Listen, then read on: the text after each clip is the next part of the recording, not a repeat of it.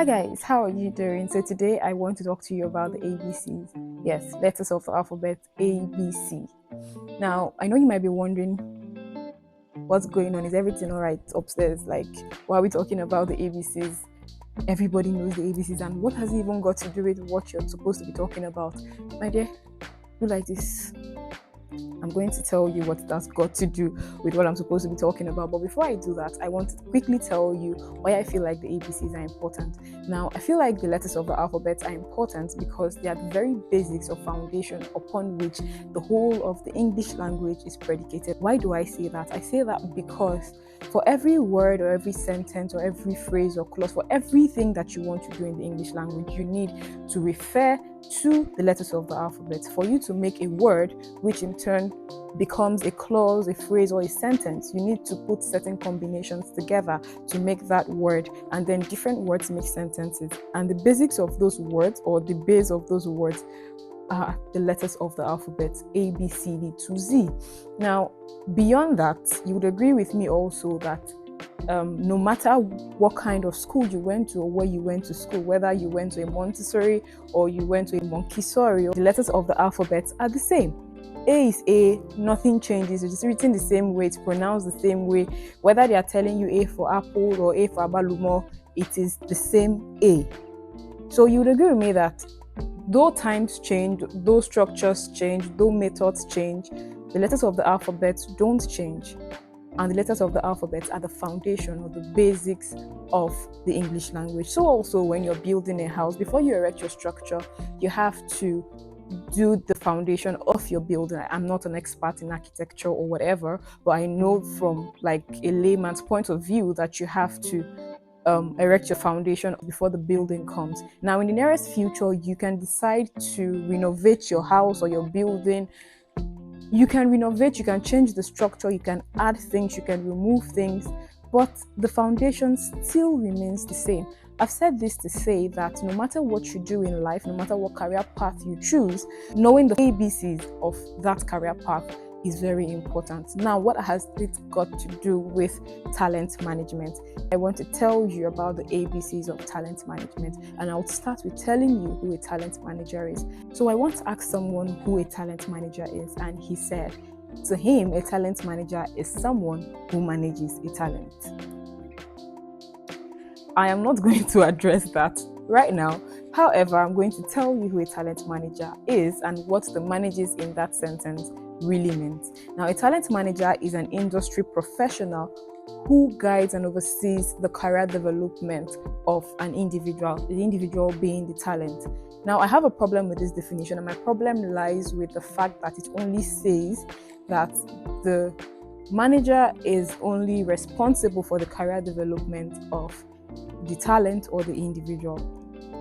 Don't get me wrong, your primary duty is with his career development or her career development, but I over time have learned that an individual or a talent's personal life can actually hamper the career development of this talent. The term talent manager is usually used in the entertainment and sports industry, which brings me to the types of talent managers that we have. Primarily, we have the music manager, we have the acting manager, and we have the sports manager. You would agree with me that for every kind of talent you can think of in this world, they directly or indirectly fall under these three categories. And the job roles of a talent manager are career planning, contract negotiations, critical decision making.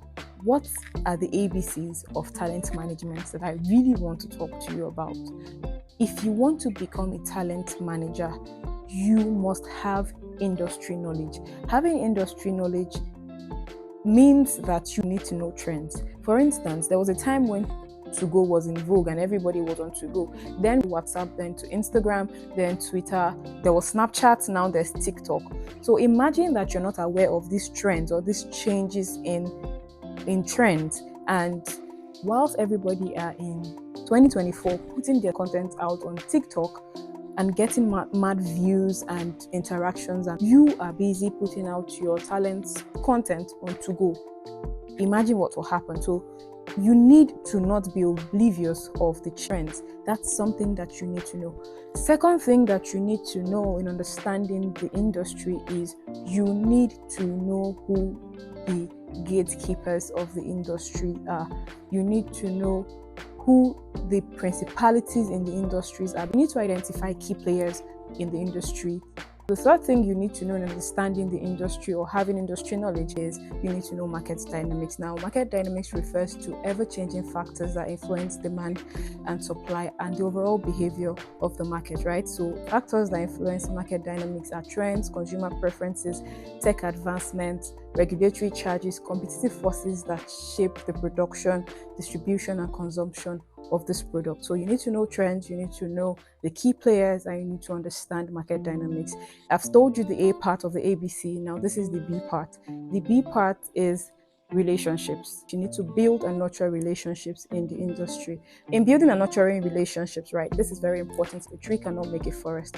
So you need to have relationships with people. It's one thing to build relationships or make a connection. It's another thing to nurture the relationships. I call nurturing relationships servicing relationships. It's like planting a flower. When you plant a flower, you don't just say, okay, I've put a seed in the ground, let me leave it like that, I'll come back and it would have blossomed. No, you have to water the flower after planting the seed in fertile ground. So also relationships in the industry and in every other sector. So there are people who you need to nurture and build relationships with. One of them are artists and other artist managers, the people who do the things that you do. Some of them have been there before you and know the ropes more than you do, while others came when you came or even after you, but you can't hear everything, you can't know everything in the industry. But when you're friends with these people, it's easier for them to communicate with you, it's easier for them to share ideas and all whatnot with you. The second set of people you need to create a relationship with our influencers. You'd agree with me that in our world today, influencers are doing magic. For instance, if you post a video on your social media and only your followers get to see it, maybe you have 200 followers and you get like 100 likes and maybe 200 or 250 views. Once an influencer posts that same video, you'd see that your interactions will automatically skyrocket. So it's important to know influencers, build relationships with them and nurture those relationships. This is the C part of the ABC. The C part of the ABC is knowing effective communication. For you to be a good talent manager, you need to know effective communication. Now, communication is a very broad topic. It's a topic on its own that I would handle on a different day in a different video. But you need to know that you need to be able to communicate effectively with your talent, with the people that you work with and the people you come in contact with. It's important to communicate with your talent, especially so that it helps you understand their unique needs. It helps you understand your talent better, know what they want, know how they want their career to be. So it's easier for you to now say, okay, this is what you're looking at. This is how I can guide you to get to that place. And if it's something that is not right, you can then guide the person through the right path. So I've been able to tell you who a talent manager is, the roles of a talent manager, and I've also been able to tell you the ABCs of talent managers, which are building and nurturing relationships, understanding the industry, which is having industry knowledge and effective communications. Now that you know your ABCs, I hope that it helps you. I'll see you next time in my next video. Thank you.